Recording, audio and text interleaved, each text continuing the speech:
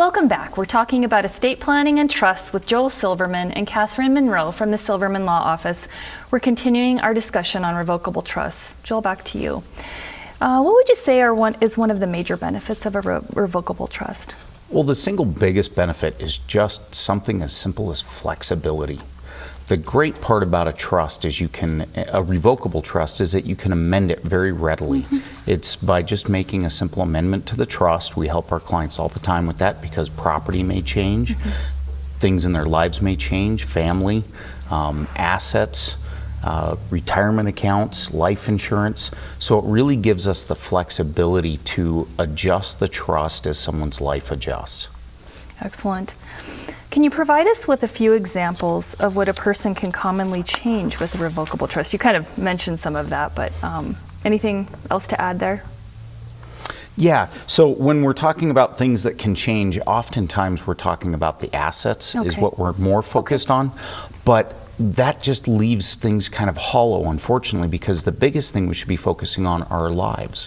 What happens if our parents were to pass away and we inherit additional assets or types of assets, or something happens with our children? They grow older, they have their own lives. Now we've got to be concerned about grandchildren or great-grandchildren. So it's really the family situations that more often than not cause us to change our trusts. Very good. So can you talk about how a trust helps the grantor or the person who sets up the trust if he or she becomes disabled or incapacitated? The beauty of a trust is it is in writing and it lists everything. And the first thing that happens is the transfer from the grantor as the trustee to the new trustee is seamless. It just flows. So the trustee then has access to all of the assets so that if they need to sell the house because the grantor is now incapacitated and is in a rest home, the trustee can sell the house, deal with the assets, sign contracts to get them into a home.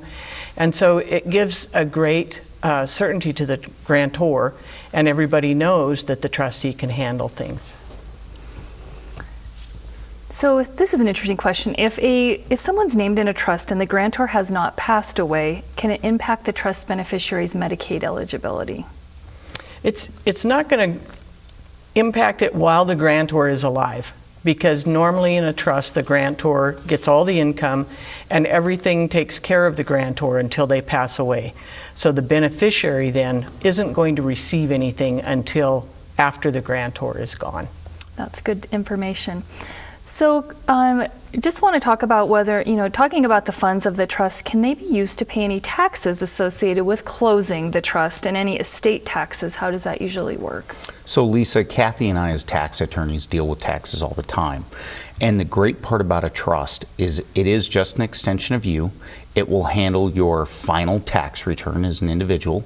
It will also handle all the income taxes that have to be filed for the trust, as well as if there are estate taxes. And of course, under the new tax regime that we have now, we're in a situation where the estate tax is now over $11 million per person. So even though that's very rare for most people, there still are those people that have that concern, and a trust takes care of it, no problem. Excellent. Can there be tax savings associated with a revocable trust? Absolutely. I mean, Kathy, you and I talk about this just ad nauseum almost because it's one of those things as tax attorneys that we're always involved with. Some of the tax savings are often with what we call the step up in basis. So when someone passes away holding assets, they get the step up in basis.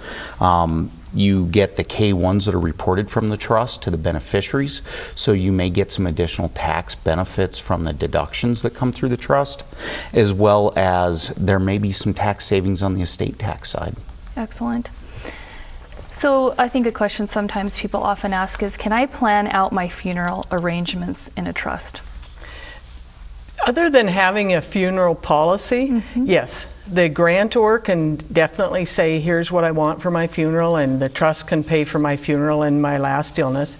The surviving spouse can be taken care of through the trust document. And then if there's a beneficiary, if you have a trust that's going to last for years and you have a beneficiary that's receiving funds out of that trust. Let's say you have a 25-year-old who's going to receive benefits till they're 50. Then definitely put in the trust that if that beneficiary dies, go ahead and pay for his last illness and funeral. Interesting, good. So speaking of beneficiaries, can someone name numerous beneficiaries in a trust? Absolutely, yes, they can. And they can also name, they can do percentages so that maybe 3 children share it equally or one gets more. The beauty of a trust is the flexibility. If there's a business and one child is interested in the business, you can leave him the business and the others get cash. The other thing you can do is take one piece of property and have several beneficiaries using it at the same time for different purposes. So if you had a ranch with a house and maybe there was grazing or farming there, you could have one beneficiary have a life estate in that house.